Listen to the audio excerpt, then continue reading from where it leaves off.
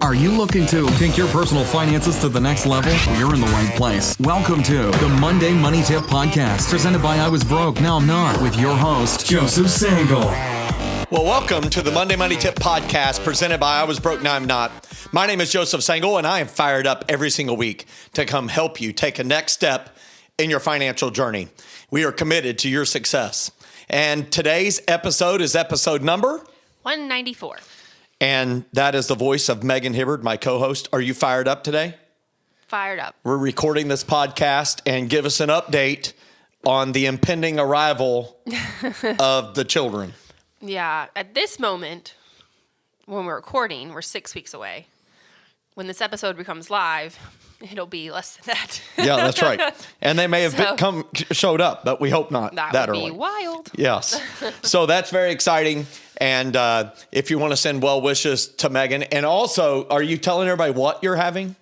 2 boys. 2 boys. So if you want to make suggestions to Megan and Jordan about what they should name their new sons, please do that in the comments or respond there on Facebook or on social media or on YouTube where you're watching. So that'd be awesome. Wouldn't it be awesome to have some suggestions? Yeah, we take Target, Amazon gift cards. Tim and Tom, Mikey and Mickey, Robert and Rupert. These are names that I've suggested, but she seems to not like my suggestions. But we're so excited it's here in the month of March. This is a birthday month for your podcast host. We both have birthdays in this month. And we kind of bookend this month on birthdays. So excited to be able to have another year around the sun. And we're going to help you today with an amazing topic. I love this topic. Tell everybody what we're going to talk about today. Yes. So today we're going to feature another installment of our Money Lies series. So I've actually really liked these series. I like the Money Lies one. I like the this We're getting or that. more comments on our YouTube channel in these series. Mm-hmm. It's pretty nice. The this or that one I think is good. Should I purchase or lease? Should I save or pay off debt? Yeah, they're good. All right, so today we're doing the Money Lies series. We're going to focus on common lies that people believe about money and try to set the record straight. So money lies are statements or beliefs that have been repeated so often in our lives that we believe them to be absolute truth, yet they are lies. So today's money lie is, my dream is too big. Yeah, and that is a lie. My dream is just too big. So we'll talk about that here in a minute.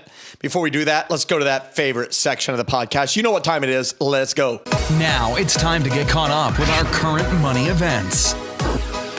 The Monday Money Tip Podcast is sponsored by the Fully Funded Life Membership Program. The Fully Funded Life Membership Program provides all you need to begin winning with money and live a fully funded life. Fully Funded Life includes 4 key components: courses, challenges, coaching, and community. Courses provide financial education. Challenges help you make massive progress in a specific money skill. Coaching is provided by the Fully Funded Life Certified Coaches through open office hours held multiple times each month.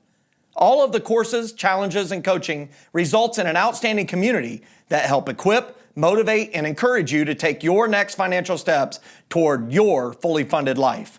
Fully Funded Life. Courses, challenges, coaching, community. All that's missing is you.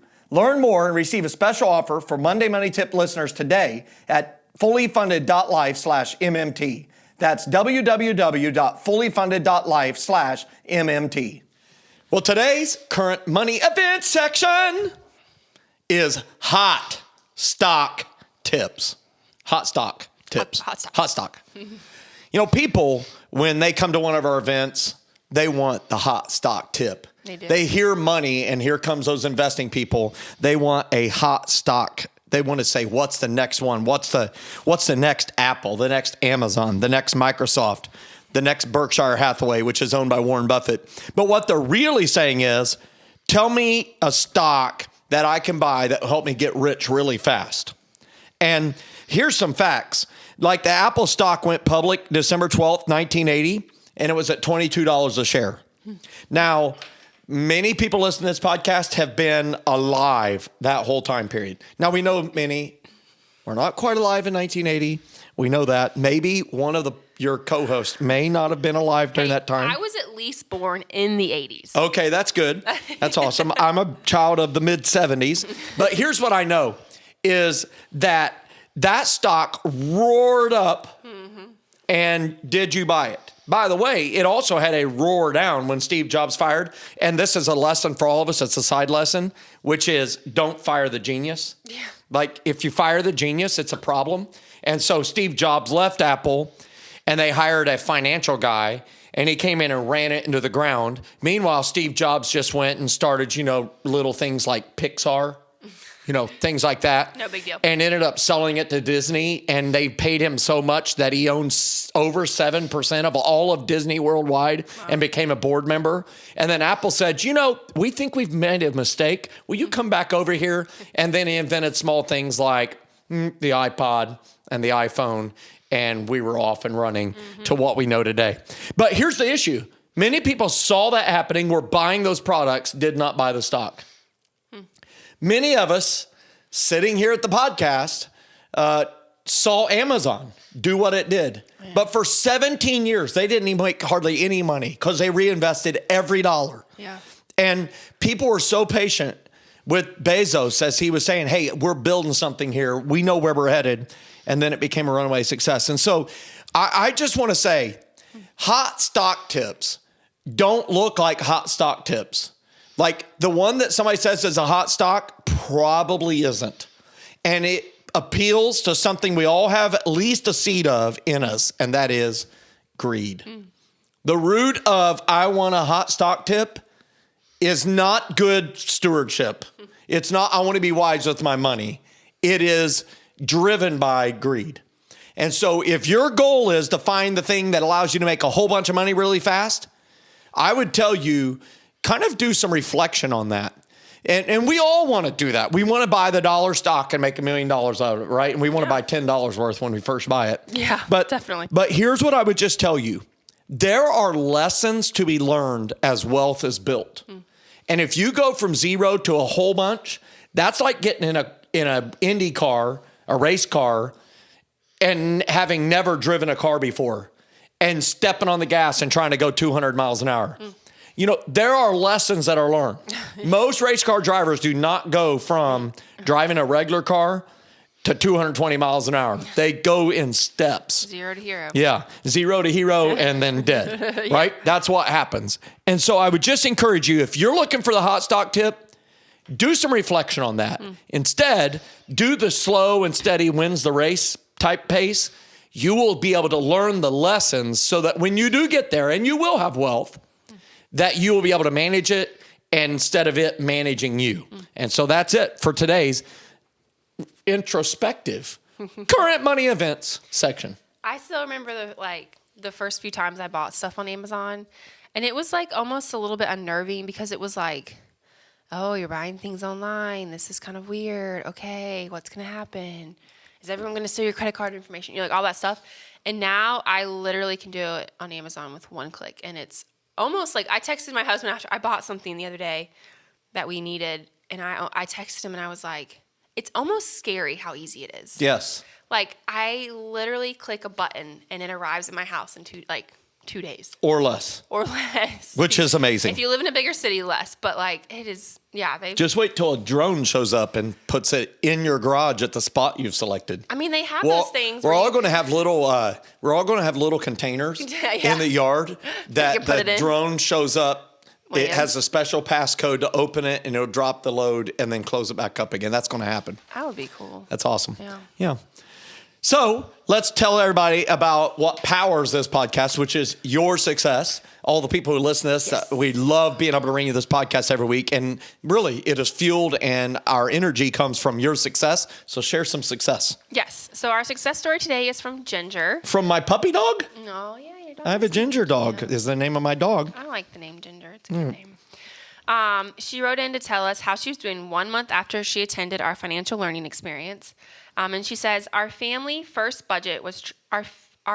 family budget was trying. However, we didn't, front and back, stray. For the first time in 6 years of marriage, we discussed goals and what we wanted and needed out of our marriage and our family life. It was amazing, and we are happier now.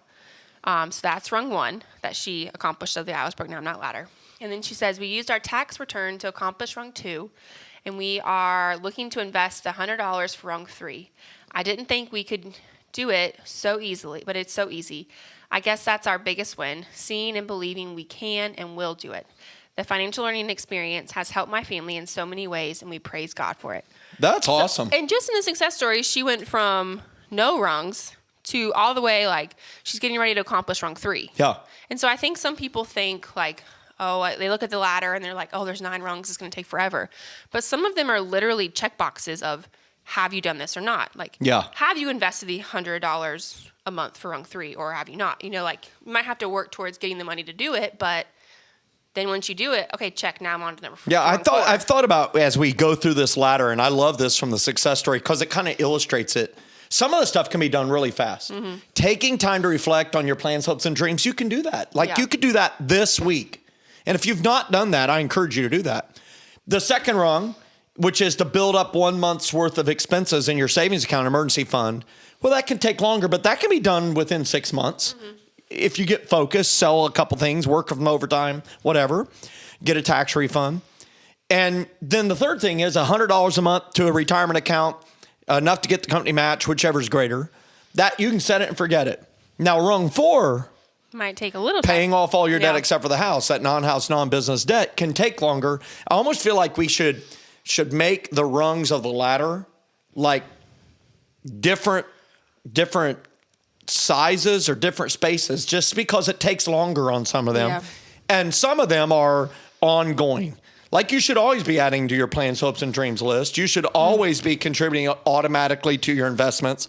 But then other things are check boxes. You can just do them. Mm-hmm. And what I love about what Ginger shared is that she didn't say it, but she says it with her words, which is they are getting financial confidence. Yeah. And watch out when you get financial confidence, when you start seeing yourself achieving things you didn't really know how to do or even believe you could do, well, then great things happen. It's really the whole topic of what we're talking about today is being able to achieve something that you may even not even dream that you could do. Yeah. So remind everybody of our question that we're going to work through today.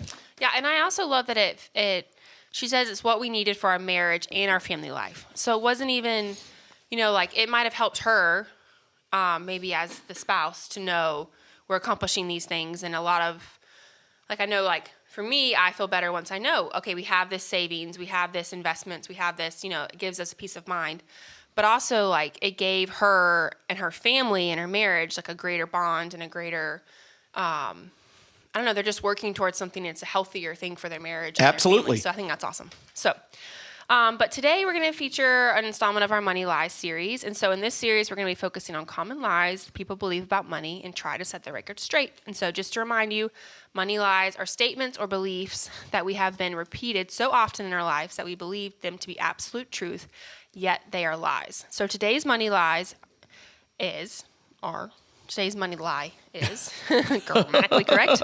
My dream is too big. Right. And people say that.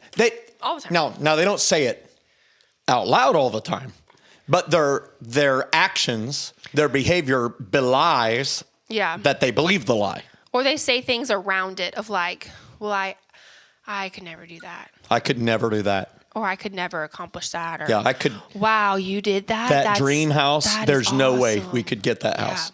That type of car, that job, right? That career, that trip, be able to do this thing for our house that we already have. Whatever it is maybe it's to start a business. Maybe it's to help your kids with college. It's like the dream is too big. And there's signs that a dream, that we believe our dream is too big. Maybe we could list some of those signs, but one of the signs that a dream is too big is that you avoid doing the behavior that would actually help you get there. In other words, if you say, I want to start a business, but your actions belie that because you are not attending small business training, you are not getting mentoring from others who successfully started a small business, you have not went to school to get the equipping that you need. You are not preparing your funding and finances so that you can take the plunge into starting a business or buying a business. So you can say, I want to start a business, but the behavior is saying you don't really believe that dream. Yeah. So you're really believing a money lie that the dream's too big. I think another one I hear a lot is oh, well, I could never retire. And it can be from young people. It can be from older people. Like, I've talked to a lot of older people that are in the close vicinity of being able to retire, and they're like, well, I could never retire. Yeah. And I'm like, I have inspiration here based on what you just shared, and that is so good. yeah. I think one of the reasons why people feel like they can never retire is, one, they did not prepare for it. They literally cannot retire because their money situation is, they have not saved. But what I find is that a lot of people have worked for income all of their life. Yeah. And they've never received income any other way. So they don't have rental income. They don't have dividend income. They don't have income they did not work for, what we call type 2 income around here, oxen type of income. And as a result, the first time that they're going to trust type 2 type of income is after working for 40 or 50 years. Yeah. And so it feels weird that I'm not working and I'm going to trust that this thing is going to produce money, but you have no experience of it producing money. Yeah. This is why we really encourage people to get oxen early and often so that you can have 20 or 30 years of experience by the time you show up and you're going to be solely reliant on it. Because now you can have confidence. Hey, just like my regular income, I've been able to receive this type of income for 20 or 30 years. I can have confidence in that. And I see a lot of blue collar people who work, and I'm a blue collar person. I grew up in that and I love it. But I just know what it's like, to say, I can trust me. I can trust that I'll go to work. I can trust that I'll do a good job. But I don't know if I can trust this 401k to produce income. Yeah. I don't know if I can trust rental income. Seems scary. So that's one of the signs is that we say we have a dream, but then our actions say differently. And so we could actually kind of combine this Money Lie series with the This or That series. So what is the money lie? Share the money lie again. My dream is too big. Right. So we could do a this or that. If you had a choice of a dream, this or that, would you have too small of a dream or too big of a dream if you had to choose? Well, I would rather choose the too big dream. Yeah, same. Because the too small doesn't require me to think differently, doesn't require any energy. It doesn't require the weirdness of not knowing and having to trust something other than myself. This trusting of a process, the trusting of investing, the trusting in other humans that I absolutely need for this dream to come true. Trusting in God, that he can do what he says he would do, that he gave me this dream. And I don't know how I get from point A to B, but I know I just have this deep-rooted passion. And I'm speaking to our podcast listener. You have this unbelievable, you don't know why you have it, but it is a huge dream. And you don't know why you have it, but you lay awake at night thinking about it. You go to sleep thinking about it. You wake up thinking about it. And then you immediately run into well, I can't afford that. That would require people, and I don't even know who the people are that could help me with that. Maybe I could believe that could happen for somebody else, but it couldn't happen for me. Yeah. So this or that, which dream would you rather have? A too small one or too big? I think too, with the too small of a dream, it seems like it's attainable. Like you feel like you could do it, and you could, like, I'm very big on like list and crossing things off, and you see it and you think, okay, I can accomplish that by this day, or I can do that. And it's, it's doable, but there's no goal, there's no stretch, because it's like almost too easy to do. You know what I'm saying? Like, it's not requiring you to have all those things that you So what does that foster? A too small dream fosters laziness. Yeah. And not just laziness, laying around laziness, but intellectual laziness, faith laziness. And I think that's one of the reasons why I like to set a huge goal, and that terrifies you and the rest of our team. And the reason I like to do that is it requires some faith. Yeah.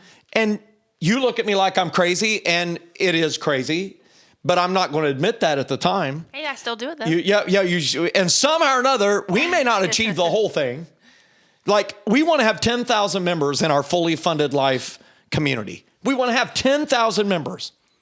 And the reason we want to have 10,000 members is because we know that there's at least, out of 330 million in the United States and 7 billion in the world, that there are at least 10,000 people who have a dream to win with their money and achieve their fully funded life, and would recognize, hey, I lack certain financial knowledge that would help me get there.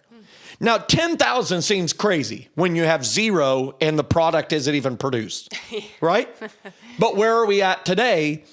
Simply 15 months later, well, we have hundreds of members, and we see a pathway to where we're going to be to thousands very soon. Rapidly. Which is terrifying because we have an organization that wants to give it to thousands, and they've paid us to do that. Yeah. And we're terrified. But you know what? None of that would happen if we wouldn't have had a dream. And we can speak to other people like Steve Jobs. Do you think he set out and said, hey, I'm going to create an organization that basically runs the world's communications? No, he had a dream to use technology and to connect people. And he had a passion for art. And he went to a calligraphy class.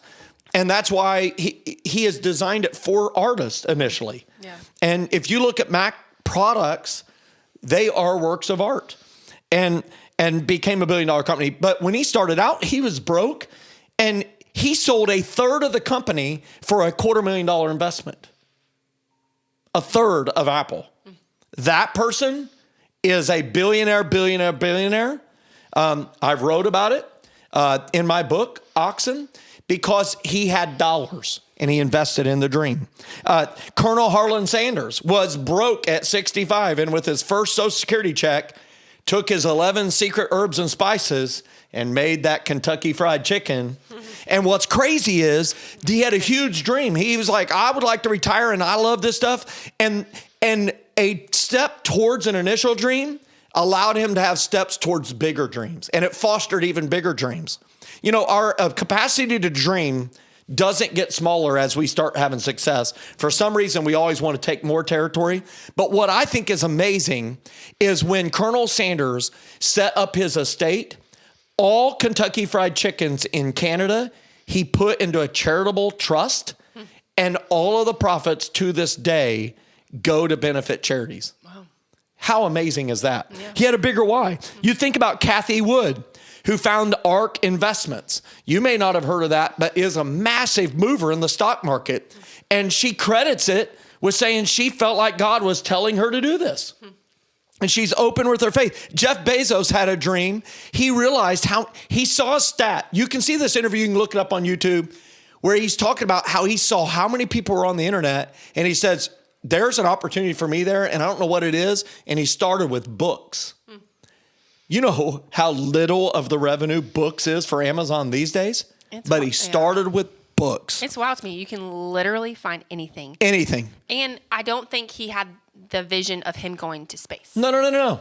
You know, like. But he does now. He does. And so I would just share with every single person listening today, Warren Buffett, he just said, I worked some jobs, but when he first started out, I was just reading his annual letter to shareholders that comes out at the beginning of March. And I love this letter. It's humorous. You know, he's 90 years old. He has led this organization, I think, for 57 years now. Where did you say he eats at McDonald's every morning? He eats at McDonald's every morning. And if their stock was up the previous day, he gets cheese on the breakfast sandwich. If it was down, no cheese. And he eats hot dogs and Coca-Cola every day, and he has a Coke machine in his office, which I want. For my Christmas gift this year, I want a Coke machine installed in this office. We'll tell our CFO.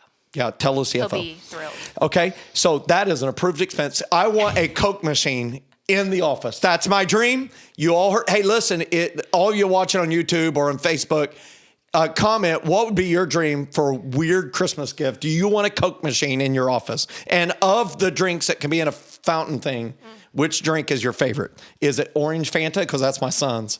But for me, it's cherry Coke.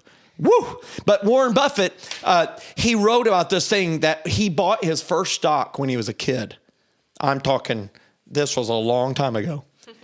And he said, the day he bought the stock, the Dow Jones Industrial Average, which is around 34,000 right now, finished the day, it closed at what number? What do you think? 99. Wow. 99. It closed at 99 that day, and it's at 34,000 now. Today we would all be and so panicking. He said, and he says a line there, never bet against America. And he's saying it because of what it enables dreams to do. This is why people come to America. Hey, despite what media might tell you, This is one of the places of prosperity on the world, the face of this earth. And the reason being is it has fostered creativity. It allows dreams to come to life. So I just want to encourage everybody today. You know, all these people, Steve Jobs, Jeff Bezos, Colonel Harlan Sanders, Warren Buffett, Kathy Wood, we could name person after person after person.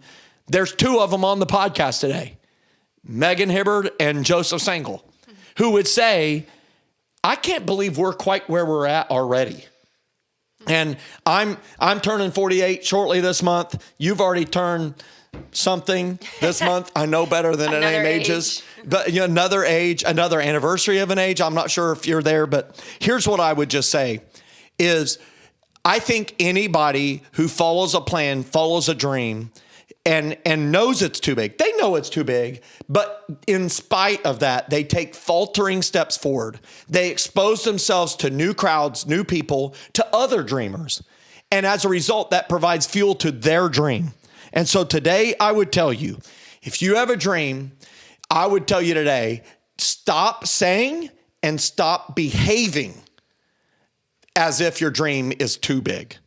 Instead, say, I know it's too big, but my behavior is going to model the fact that I believe it could be. And as you do that, it will change what you are willing to do with your time, with your energy, and with your dollars. And as a result, maybe, just maybe, you'll look back and say, I was thinking too small, when back then, I believe my dream was too big. Any last thoughts you'd like to share?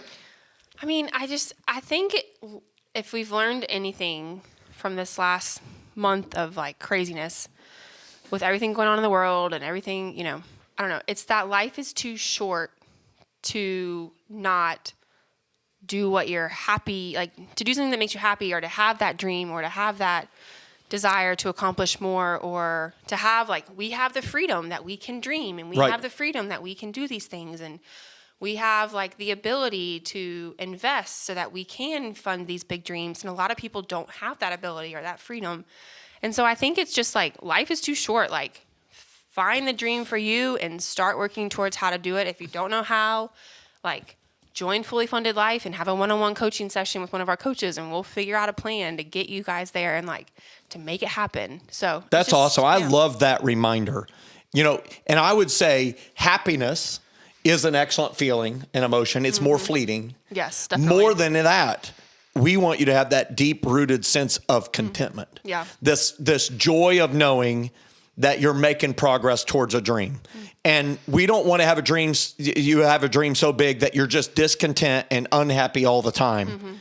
Because there is joy in the journey. Yeah. We started out the podcast by talking about how there are lessons to be learned, you know, along the way towards building wealth, towards achievement of the dream, that equip you to be able to be the leader, the manager, the steward of the blessings that come with that, and the challenges that come with achieving a big dream. Yeah. So Jeff Bezos, if he had pressed go on Amazon.com and went live on the podcast or on his website, and then accidentally, when he pressed a button, it launched him to outer space, probably couldn't have known how to do that. Yeah. Probably wouldn't have worked out well. Yeah. But now he's in that position through all of those lessons and getting that talent. Well, he can do that. Yeah. And I think we would all say that there are hard moments in the journey. Like, it's not always like, oh, I have this dream and it's so big and I'm working towards it and every day is great and every day is like perfect. There are hard things in that because it's a big dream. But like, once, I'm sure Jeff Bezos would not say like, oh, it was just too hard that I wish I hadn't done it. Yeah. Like, I think he would say the good, the bad, the ugly of it. I'm glad that I'm where I'm at now. And the same with all those other people you listed. Fires me up. You know what that means? When people have the accomplishment of a big dream, what do many of them do? They write an autobiography telling the story. And where do they get the most joy? It was in their most challenging moments. And I would remind everybody of what a great leader says, Carey Nieuwhof, that our bold moments become our best moments. And so I encourage you today with this podcast, we always want you to take a next step. What is the next step you could take towards not only believing the dream, but behaving as if you believe the dream could be accomplished? And then take the next step. Make the phone call, register for the class, sign up for that conference, set up that meeting so that you can be in position one day to be able to write your autobiography and then let us buy it and read it. That's awesome. Yep. Tell everybody what we're going to talk about next week. Yes. So next week is the much anticipated episode where we talk about your current investments. So are we going to talk about your current investments? It's Joe's current investments. It's Joe's current investments. Okay. So every time you go to an event, we have people that ask like, how did you get that? How is this possible? You're getting 12%. I don't understand. And so we like to break it down for people. And we have, on Fully Funded Life, we have an entire course that we release on your current investments where it breaks it down even more. But this next episode, we're going to give you guys a nice glimpse into your current investments. That's it. So we're going to update the specific investments that I've bought, what I've sold, what I've expanded, and talk about my prognostications from the previous year and my prognostications for the coming year. So I know you want to listen to that. And if you're watching on YouTube, make sure you subscribe. Hit that bell if you want to be notified every time it's released. And then also leave a comment. If you could have a Coke machine in your office, what is the flavor that should be in it? And number 2, what are your suggestions for Megan and Jordan's new twin baby boys? And we would love to hear those. I know. And if they name them, that'd be incredible if you got their names from a suggestion. That would be incredible. On YouTube or Facebook. So, hey, until next time, go take a next step towards your fully funded life, and we'll see you next week. Thanks so much for listening to this episode of the Monday Money Tip Podcast, presented by I Was Broke, Now I'm Not. If you enjoyed today's episode, please leave a review and subscribe. And for more great content and to stay up to date, visit iwbnin.com. We'll catch you next time.